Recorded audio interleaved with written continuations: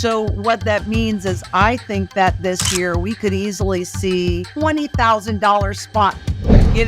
When you have more than 75% of the people in the country that are struggling to buy food for their families and do not have even $400 put back in case of emergency. And frankly, what would $400 do anymore?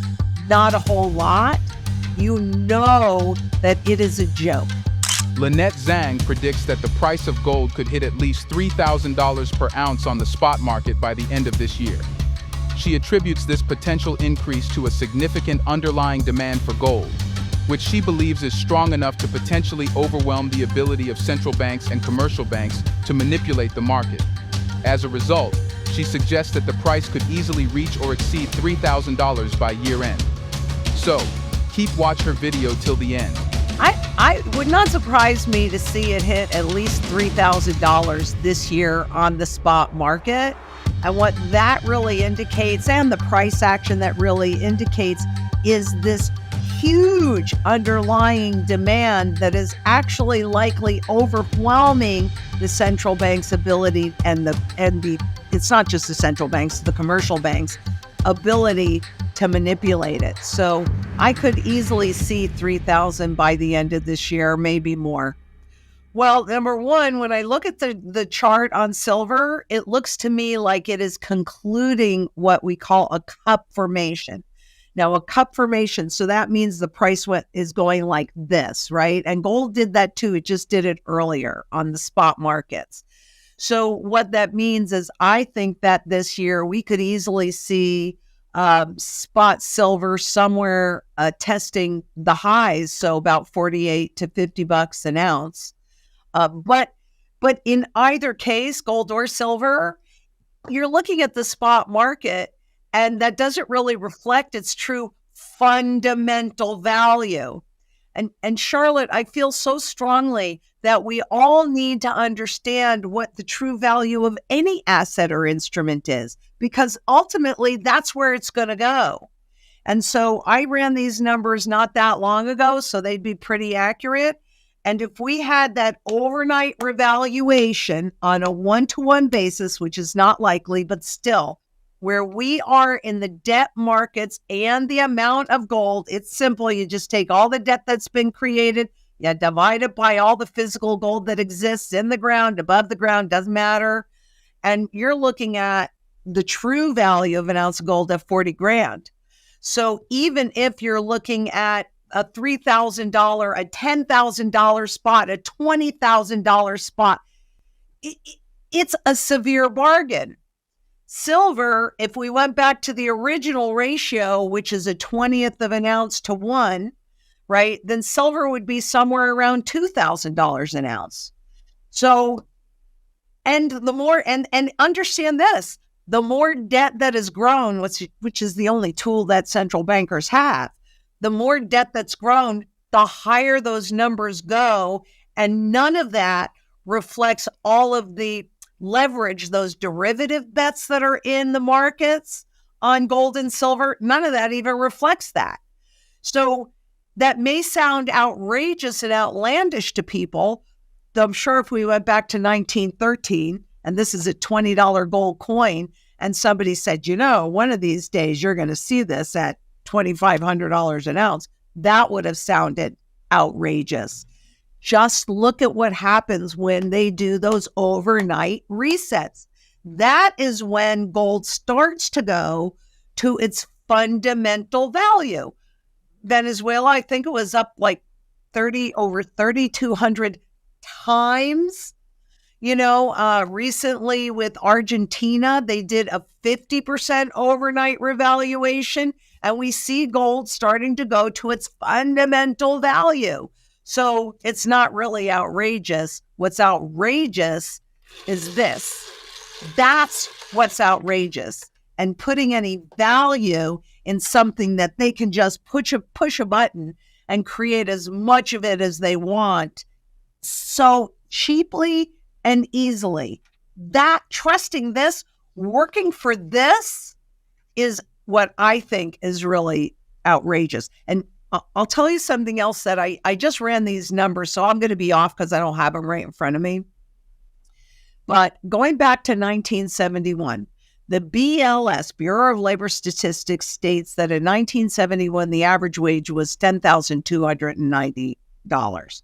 And a family of four could live with one wage earner on that 10,000 bucks, 10.3.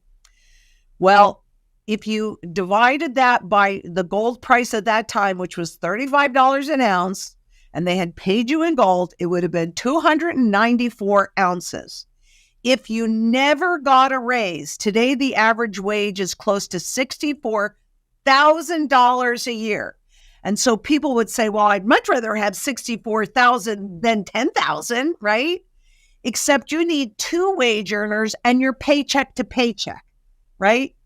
So if you hadn't gotten a raise, but had just been paid in the same amount of gold, when I pulled this number the other day, which I think was the 10th, it was like $698,000 and change.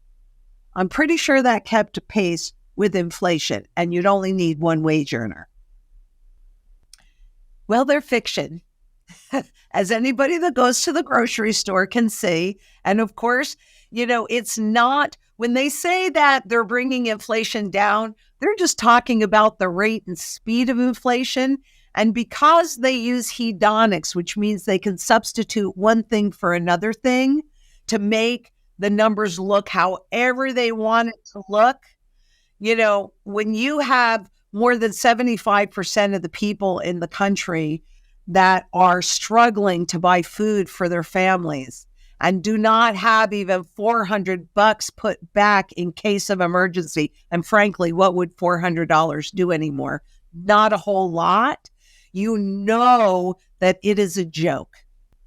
So, do I think they're going to meet their 2% target? No, I don't. And they're talking about stickier. They're just trying to manipulate how you think so you don't feel like you need to protect yourself. So, yeah, I mean, the CPI came out, the PPI came out hot, right? In other words, the producer price index came out higher than they anticipated. The CPI, removing food and energy, came out a little bit lower than it's a joke. It's all just fiction. Well, we've been really watching that since 2008 when they did their first QE and flooded the system with money. It was stimulative, and it definitely pushed the stock market back up and the real estate market back up and all of those things that they were trying to reflate. But every time they would come out with another round of this money printing, then quite honestly, it had less and less and less and less impact. And today, with all the stimulus that's out there, it's like pushing on a string. It doesn't have the impact. All it does is reduce the value of the currency that's already out there, making it harder for the average family to live and feed themselves and put gas in the car. And I mean, look at the cost of insurance and the cost of medical care and the cost of education.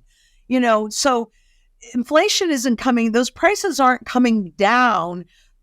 Maybe, and I say maybe, they are moving up a little bit slower, but they're still moving up more quickly. And look at what's happening with consumers who are supposed to support the world. We are a consumer-driven world these days, and the consumer is having trouble with all of the debt they've already accumulated. I mean, when you see people putting food on a credit card or food on those buy now, pay later plans, that is really scary.